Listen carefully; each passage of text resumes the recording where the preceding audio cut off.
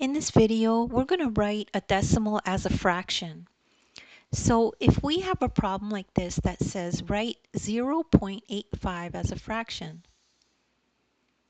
the first step is to use a place value chart. And here is one. So this is the ones, and after the decimal, we have the tenths and the hundredths. So this is the ones, this is the tenths, and this is the hundredths on this number. So put the numbers in the chart. That's how it looks. At this point, we could see that 0.85 is 85 hundredths. So what does that mean? That is the same as writing 85 over 100. 85 hundredths is the same as this. So it's already in a fraction form.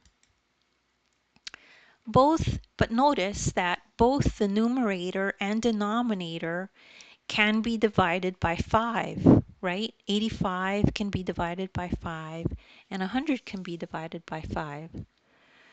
So 85 over 100 is the same as 85 divided by 5 and 100 divided by 5. So we're just dividing the numerator and the denominator by 5.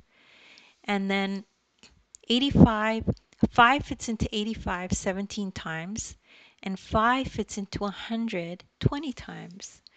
So we're showing this number in its lowest terms. 85 over 100 is 17 over 20 in lowest terms. So don't worry if you don't understand this right away. You could just rewatch the video until you understand it. And don't worry, anyone can do math. If you want, you could take a look in the description. I have links to others videos of mine that are similar to this.